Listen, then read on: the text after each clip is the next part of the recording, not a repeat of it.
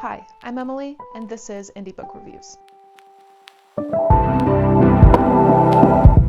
Before we jump into today's review, I really wanted to ask you to leave in the comments what your favorite genre to read is. I get a lot of recommendations or inquiries about books that are fantasy or romance, which happen to be my personal favorites, but I don't want to bombard you with a bunch of books on a genre that you don't really enjoy. So if you enjoy something like sci-fi or mystery thriller, let me know so I can do more of those. Or if you do like fantasy romance, let me know and I'll be able to get through my list a little bit quicker. With that said, today we are reviewing a fantasy romance. So today we are reviewing Those That Burned by S.Y. Farmer. Now, this book was actually done in production with RDJ Lover, who has a brand of art and editing and whatnot, and I did her book review. I think it was my very first, if not like super close to this very beginning. Also a great author, so shout out to her. A simplified synopsis. I am praying that I am pronouncing the main character's name right. Vitalina. Vitalina. Vitalina is what we're saying. Vitalina is an exile in Zaro where she joins the people of the Lost Land to save it and its people from the man who sent her to her deadly fate. Plot and creativity is where this book really shines. But before I dive into that, I do have some warnings. The first warning is that this is a spicy book. It is detailed. It is not the spiciest thing I've ever read, but I am putting that out there. And more of a trigger warning is that there is an off-page sort of pre-story sexual assault that happens to the main character and pushes this feminist plot that is seen throughout the story. Now, we can get right into the ratings, and we're going to start off with writing quality, which I have at a 7. Because I do feel like I need to explain my rating a little bit, I think my only qualm with this book was that I wish it had gone a little bit slower. The pacing was fairly fast, and mind you, it is a rather long book. It's a 370 something page fantasy. Fantasy's required to be super long. I think I would have just preferred to sit down and soak in every single detail, but there was some fast pacing in this book, which could be good for you if you are just kind of looking to not spend ages on one single book. That was just a personal opinion. But there was absolutely fantastic world building. It felt both unique and familiar in a way. So there are floating islands, a marble city, seaside cliffs, and the setting itself sort of reminded me of like a Ring, J.R.R.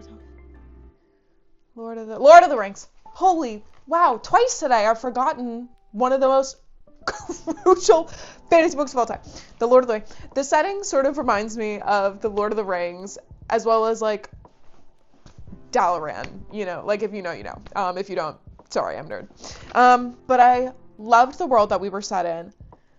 Dragons. And they're not even like just I mean, there were dragons, but there were Silpera, I believe that's how we're pronouncing it, Silpera, which are like multi-headed dragons, and they were really cool, but we're not talking about that yet. The world itself was creative, but it was also easy to understand. So it wasn't like super complex. There wasn't a super complex magic system or anything.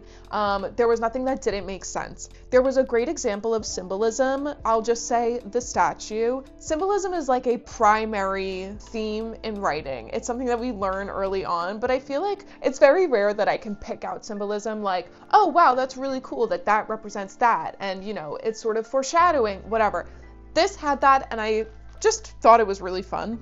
And there were also some overall great lines that you could pick out and highlight or quote. Very like lyrical and poetic, some lyrical descriptions. So there were some really great lines in this book as well. Now let's talk about plot, which I have it at 8.5. The Silpera. I really hope I'm saying that right. Absolutely amazing. I haven't read a lot of books with dragons. So the only one that I think I have read, at least where they play a big part, is Fourth Wing, and Fourth Wing certainly does not have these like, it's not the same. It's just not the same. These dragons, there are like a few of them that are in a court of sorts, and they kind of like run things around here, and they have this connection, but it's not quite this, it's not quite a bond, it's just sort of like this innate loyalty. I don't know. I just thought it was really, really cool. I haven't read anything like that before, and Certus? I'm really, really, really, really, really bad at pronunciation. So like the main dragon in the story, main Silpera in the story, was really, really cool. She had her own personality. She was very like loyal and defensive, and I just thought it was great overall that they were these like super powerful beings with their own sort of laws. And they played a huge role in the plot. So they weren't so much characters as they were beings that moved the plot along or like caused a lot of the story. I don't know how to explain it, but I loved it. The romance in this story was really unique. And I'll go into more of that when I talk about characters, because it is the male main character that really, really set this off as like a creative sort of not creative relationship, but a unique relationship that I don't frequently read in books. There were also a few really good plot twists, and I think plot twists are so exceptional, especially when they can catch me off guard, because I have read so many books and I just like, you get to the point where you understand the curve of a story, the way that stories go, and usually you can predict what happens, whether you're like super conscious of it or not. But I love being surprised in books because it's like, wow, you really took a different route than I would have expected, and that just sparks a new flame. It completely shocks me and just interests me. So this has some really good plot twists. If you love a story with plot twists, I would recommend this one. And they were written really well as well. Characters I have at an 8. Let's talk about the romance while we're still sort of diving into characters from plot. The love interest, Kian, is Whiplash personified. I literally got so frustrated with him, which is great writing, by the way, if you can actually make me frustrated with a character that I'm supposed to love. I literally messaged the author and I'm like, this guy is killing me.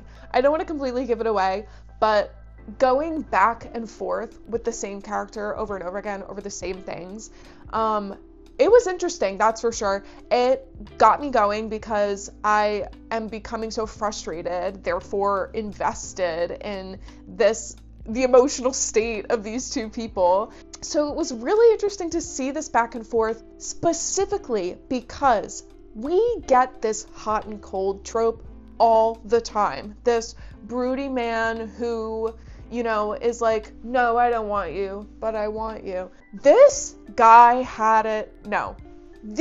author had it down to like the point where I was genuinely annoyed, but also rooting for him at the same time. I don't know how she did it, but like impressive that I have read so many stories that are aiming to have the same Whiplash plot, and it's just not. This one did it right. So that was one of my favorite parts of the book, I think. I thought it was unique in the way that it was done because it was so successful and really, really pulled at my emotions. Onto the main character, Lena is what we're going to call her. Onto Lena's relationships with others. Her friendships were really spotlighted. Is that a word? Really put under the spotlight. Her relationship with Kian's brother, Dese, was fantastic. It was platonic for the most part. I think he might have had a little crush on her in the beginning, whatever. But he was so kind to her always, and she was so appreciative.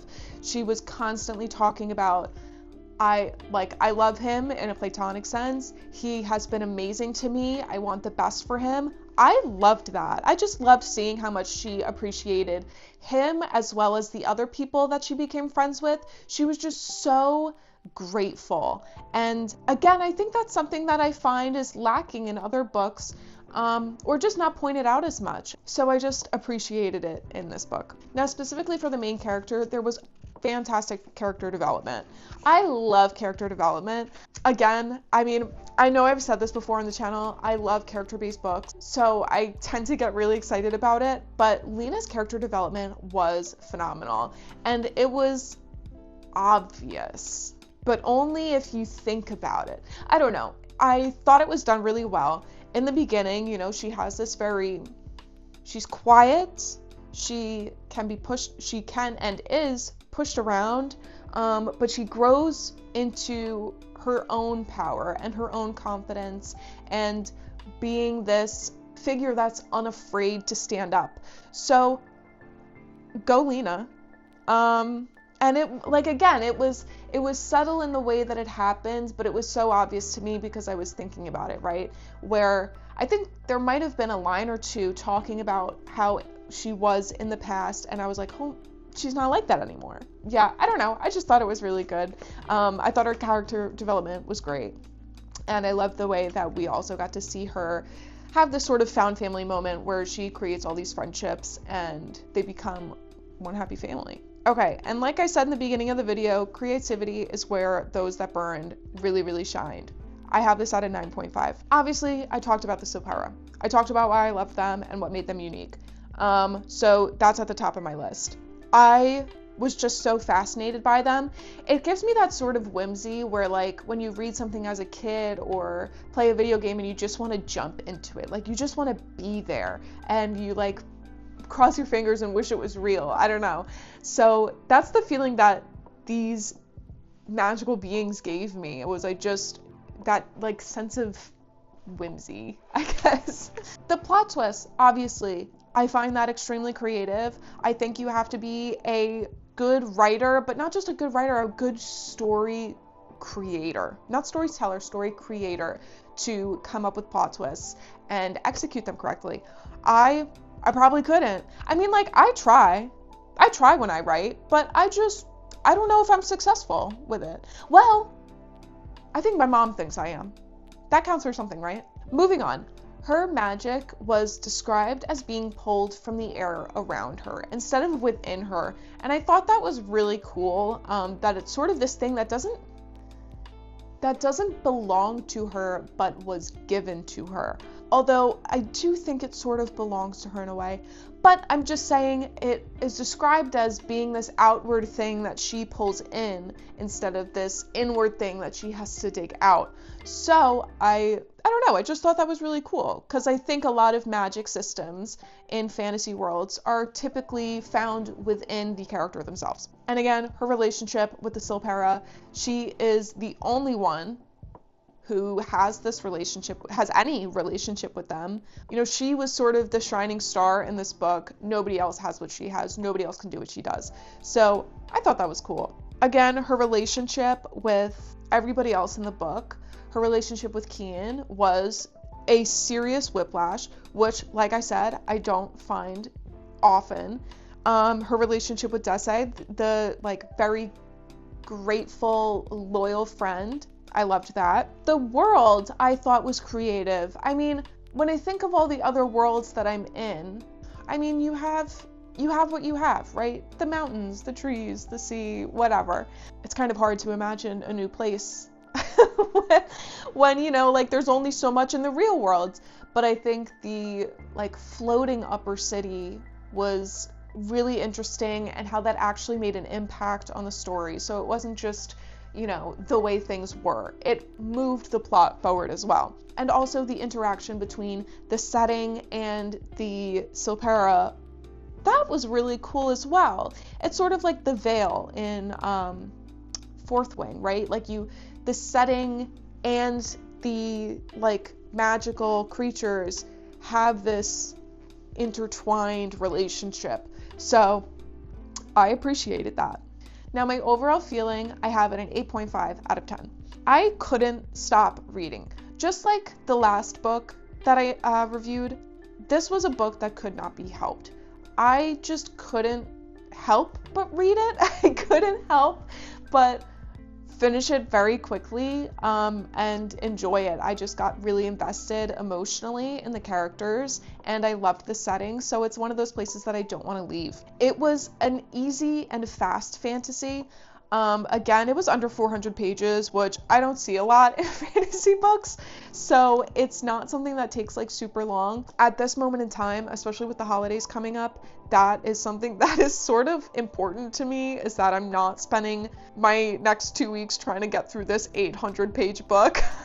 It might have been fast, but there was still a lot to take in, and I was totally able to get super invested in it and just really appreciate it. And third time's a charm, I'll say it again, the unique romantic relationship was just interesting to me. I love finding something that makes me feel strongly in person, that makes me genuinely maybe happy or even upset. And I just overall thought it was a generally unique fantasy read. I liked being in the story. I liked being captivated by it. And hopefully you will too. So that is my review of Those That Burned by S.Y. Farmer, and I completely recommend that you read it.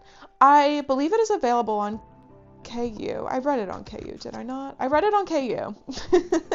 I know there's some problems with Kindle/Amazon and the AI stance that they're taking, feeding books non-consensually into an AI software, whatever.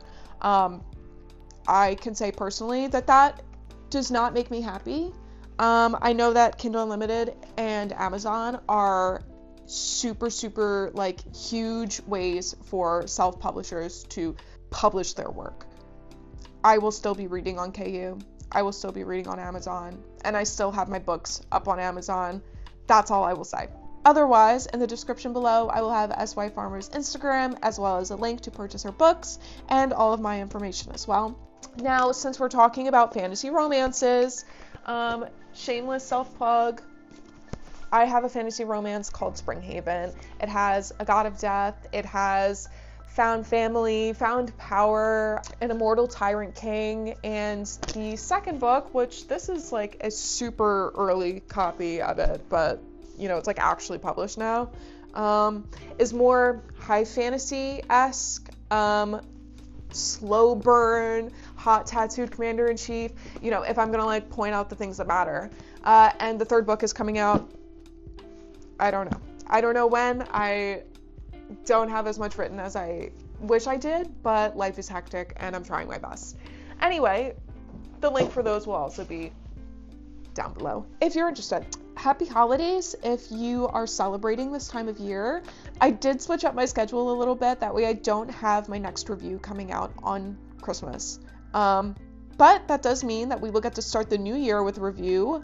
I have a couple romance books that I got that I'm really excited to read, but I don't want to do another romance if you don't want to hear it. So please let me know. I'll probably post a poll too about your favorite genres. So I really appreciate you. I really appreciate you watching this review. I really appreciate a subscribe, a follow, whatever it is that you can give. I appreciate you so much. This is really fun. I'm excited to keep doing this in the new year as well. So next time I see you, it will be 2026, and I guess we'll have to see what the next year brings. But for now, over the holidays, enjoy your family, enjoy everything about life that you possibly can, and keep reading. I'll see you next time.